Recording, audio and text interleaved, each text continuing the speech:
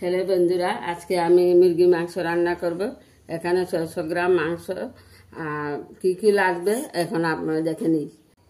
মাংস রান্না করতে আমার পেঁয়াজ আছে, আদা আছে, কাঁচা লঙ্কা আছে, রসুন আছে, গোলমরিচ আর তেজপাতা।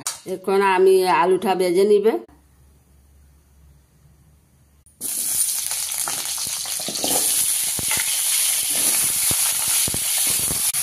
এখন আমি লবণ দিচ্ছি, হলুদ দিচ্ছি।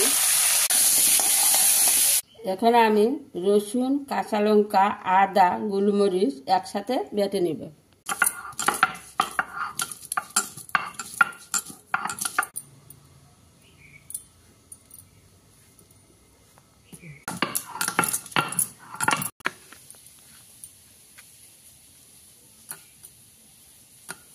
এখন নামিয়ে নিই।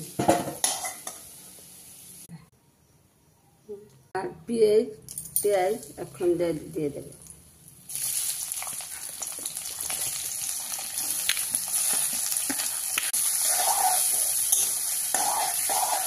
পরিমাণ মতো লবণ দিয়ে দেবে।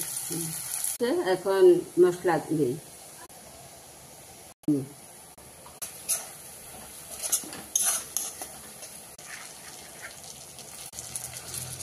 কাঁচা লঙ্কা, মরিচ,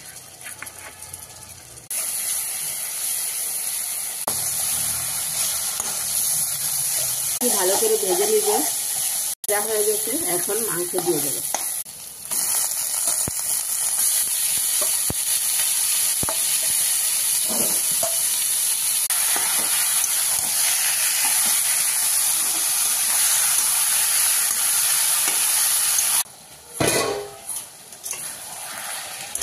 আরো 10 মিনিট ভাজবো। তারপরে হয়ে গেছে, আলু ভাজাটা দিয়ে দিই।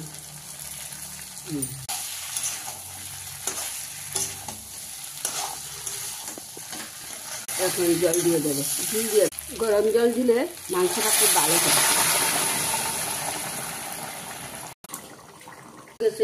এখন আমি গরম মশলা দিয়ে দেবো।